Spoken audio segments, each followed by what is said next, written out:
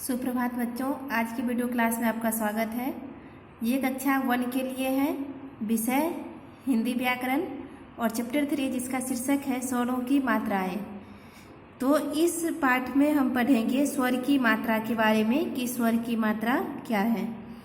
तो स्वरों की मात्राएं में है कि नईम पाठशाला से लौट रहा था, यानी नईम एक लड़का का नाम है जो पाठशाला से लौट रहा था। वह घर में घुसा, वह नीम के पेड़ के पास खड़ा हो गया। अब रंगीन शब्दों को देखिए, इसमें जो ये रंगीन शब्द आए हैं नईम और यहाँ पे नीम, तो इसको देखना है। तो इसमें है कि नईम में नौ दीर्घ ई मो बराबर 9 प्लस दीर्घ ई प्लस मो, और नीम को जब हम अलग करते हैं तो इसमें होता है 9 प्लस इसमें दीर्घ ई की मात्रा, जो कि मात्रा को अलग किया गया है प्लस मो। तो इसमें क्या है कि इसमें नईम में दीर्घ ई एक स्वर है और ये यहाँ पे ये जो है यहाँ पे इसकी मात्रा है, यानी दीर्घ ई की मात्रा का प्रयोग निम में किया गया है। तो नईम में छोटी नौ वर्ण के साथ दीर्घ ई वर्ण आया है, यानी छोटी नौ के साथ दीर्घ ई भी आया है। नीम में छोटी नौ वर्ण के साथ दीर्घ ई वर्ण अपना रूप बदल कर जुड़ गया है। तो नीम में जो है ये दीर्घ ई जो है दीर्घ ई नहीं लिख करके इसका रूप बदल गया है, जो एक मात्रा के रूप में यहाँ पे बदल गया है। तो स्वर जब व्यंजन के साथ जुड़ता है तब उसका रूप बदल जाता है। इस बदले हुए रूप के लिए कुछ चिन्ह बने हैं। तो बच्चों, जब जो है स्वर व्यंजन के साथ जुड़ता है तो उसका रूप बदल जाता है। तो यहाँ पे स्वर जो है जैसे कि दीर्घ ई है, तो जब व्यंजन ये है छोटी नौ, तो नौ व्यंजन में जब ये जुड़ा तो ये इसका रूप जो है बदल जाता है। तो इस बदले हुए रूप के कुछ चिन्ह होते हैं, यानी ये जो चिन्ह है इसे हम क्या कहते हैं, इस चिन्ह को ही मात्रा कहते हैं। अब है अ की कोई मात्रा नहीं होती। तो बच्चों, अ एक स्वर है तो अ स्वर की कोई मात्रा नहीं होती है। अन्य स्वरों की मात्राएं इस प्रकार है। तो अ स्वर की कोई मात्रा नहीं होती। इसके अलावे जो स्वर है आ से लेकर औ तक, इन सभी की मात्राएं होती है। आ की मात्रा ये है, हर्ष ई की मात्रा ये, दीर्घ ई की मात्रा, हर्ष ऊ की मात्रा, दीर्घ ऊ की मात्रा, इसके बाद है री की मात्रा, इसके बाद ए की मात्रा, ऐ की मात्रा, ओ की मात्रा और ये है औ की मात्रा। तो ये सभी जो है स्वर की मात्राएं हैं, जो व्यंजन के साथ जुड़ने के बाद इसका रूप बदल जाता है, यानी ये जो स्वर का रूप बदल करके ये मात्रा के रूप में लिखा जाता है। तो व्यंजन के साथ कुछ दूसरी मात्राएं भी लगाई जाती हैं, ये हैं। तो व्यंजन के साथ कुछ दूसरे मात्राओं का भी प्रयोग किया जाता है, जो इस प्रकार है, जैसे कि अनुस्वार की मात्रा और चंद्र बिंदु की मात्रा। तो बच्चों, आप कितने शब्द में देखे होंगे बिंदु, जिसको हम अनुस्वार कहते हैं, और कितने में जो है चंद्र के साथ बिंदु होता है, जिसको हम चंद्र बिंदु कहते हैं। और इसके बाद है विसर्ग अह की मात्रा। तो कितने शब्द में जो है, जैसे कि नमः, तो नमः में जो है मौ के बाद ये बिंदु का प्रयोग किया जाता है, जिसको विसर्ग की मात्रा कहा जाता है। तो व्यंजन के साथ कुछ और मात्राएं जुड़ती है, जिसमें अनुस्वार की मात्रा, चंद्र बिंदु की मात्रा या विसर्ग की मात्रा। तो आइए देखें कि व्यंजन के साथ किस प्रकार मात्राएं जुड़ती है।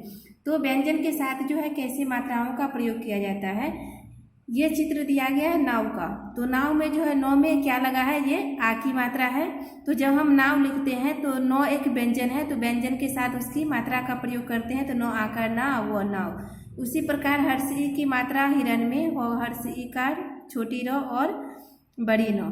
तो ये हिरण है जिसमें हर्ष ई की मात्रा का प्रयोग किया गया है। इसके बाद है दीपक, जिसमें दो में दीर्घ ई का प्रयोग किया गया है।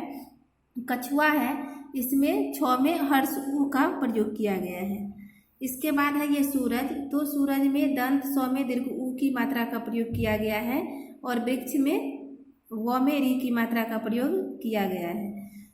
तो इसी प्रकार जो है, जैसे कि 100 में जो है एक की मात्रा ऊपर लगता है, यानी व्यंजन के ऊपर लगता है, तो ये 100 एकार से अब सेब एक की मात्रा का प्रयोग किया गया है। उसके बाद है बैल में ब में ऐ की मात्रा का प्रयोग।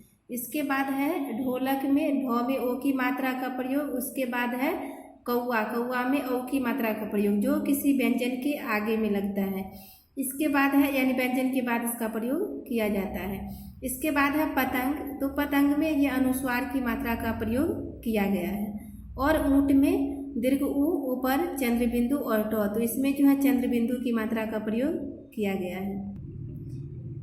इसके बाद है, ध्यान दीजिए कि छोटी रॉ के साथ हर्ष ऊ जुड़कर रू हो जाता है और छोटी रॉ के साथ दीर्घ ऊ जुड़कर रू हो जाता है।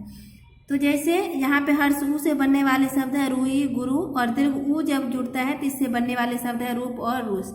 तो बच्चों, आपने देखा किसी व्यंजन के साथ जब हर्ष ऊ की मात्रा और दीर्घ ऊ की मात्रा का प्रयोग किया जाता है तो वह व्यंजन के नीचे लगता है, जबकि एक रॉ एक व्यंजन है और उसके साथ जो है हर्ष ऊ और दीर्घ ऊ की मात्रा का जब हम प्रयोग करते हैं तो वो नीचे नहीं जुड़कर इसमें यहाँ बीच में इस मात्रा का प्रयोग किया जाता है। तो हर्ष ऊ की मात्रा में हम बिना मोड़े हुए लिखते हैं और दीर्घ ऊ की मात्रा जब हम लगाते हैं रॉ में तो उसमें मोड़ कर इसे लिखा जाता है। तो इसके बाद है, इस पाठ का कुछ प्रश्नोत्तर दिया गया जो पाठ से पूछे गए हैं। तो सबसे पहले है पाठ की समझ। इसमें है क्वेश्चन नंबर 1 कि इन प्रश्नों के उत्तर दीजिए। क में है कि नईम कहाँ से लौट रहा था, तो नईम पाठशाला से लौट रहा था, ये पाठ से पूछा गया कुछ प्रश्नोत्तर है। इसके बाद है ख में, नईम कहाँ घुसा, तो नईम बाग में घुसा। ग में है, नईम कहाँ खड़ा हो गया, तो इसका उत्तर होगा कि नईम नीम के पेड़ के पास खड़ा हो गया। इसके बाद है भाषा की समझ में क्वेश्चन नंबर 2 कि जिन शब्दों में हर्ष ई की मात्रा है उन पर गोले लगाइए। तो हर्ष ई की मात्रा यानी किसी व्यंजन के पहले लगता है, तो इसमें हिरण में मित्र, विमल, दिवस, मील, ये सब सभी शब्दों में हर्ष ई की मात्रा का प्रयोग किया गया है। इसके बाद है कि जिन शब्दों में औ की मात्रा है उन पर गोले लगाइए। तो औ की मात्रा ये होती है, तो इसमें कौआ, गौतम, खोलना, गौरी, चौका और 14, ये सभी शब्दों में ये सब जो गोल किए गए शब्द है इसमें औ की मात्रा का प्रयोग किया गया है। इसके बाद है भाषा की परख क्वेश्चन नंबर 4 में कि सही उत्तर चुनिए। ये दो विकल्प दिए गए हैं इसमें, जिसमें से सही उत्तर को चुनना है। तो क में है कि पतंग में अनुस्वार की मात्रा लगी है, चांद में अ के ऊपर अनुस्वार की मात्रा लगी है। तो ये पहला क का ये पहला ऑप्शन सही होगा कि पतंग में अ के ऊपर में यानी अनुस्वार की मात्रा लगी है, और चांद में ये चंद्र बिंदु की मात्रा लगी है, तो यहाँ पे अनुस्वार दिया गया है तो इसलिए ये गलत होगा, ये सही है। इसके बाद है हिरण में दीर्घ ई की मात्रा लगी है, तो हिरण में जो हर्ष ई की मात्रा लगी है इसलिए ये गलत है। इसके बाद है दीपक में दीर्घ ई की मात्रा लगी है, तो दीपक में जो है दो एक व्यंजन है और व्यंजन के ठीक आगे से जो है दीर्घ ई की मात्रा लगती है, तो ये सही है। इसके बाद है पाठ से आगे कि इसमें क्या करना है कि कुछ चित्र दिया गया है, जिसमें कुछ चित्र में है नाव है, इसके बाद कछुआ है, मछली है और मेढक है। तो नाव में जो चित्र दिए गए हैं इसमें बताना है आपको कि यानी इसमें जो चित्र में जो शब्द आए हैं, यानी जैसे कि ये मेढक है तो मेढक में कौन सी मात्रा का प्रयोग किया गया है, तो जैसे कि मेढक में म में ए की मात्रा का प्रयोग किया गया, कछुआ में छ में हर्ष ऊ की मात्रा का प्रयोग किया गया है। इसी प्रकार मछली में ल में दीर्घ ई की मात्रा का प्रयोग किया गया है, और नाव में न में आ की मात्रा का प्रयोग किया गया है। तो इस चित्र में देख करके बताना है कि कौन से शब्द में जो शब्द आए हैं इसमें उसमें जो है किस मात्रा का प्रयोग किया गया है। तो इस पाठ में बस इतना ही।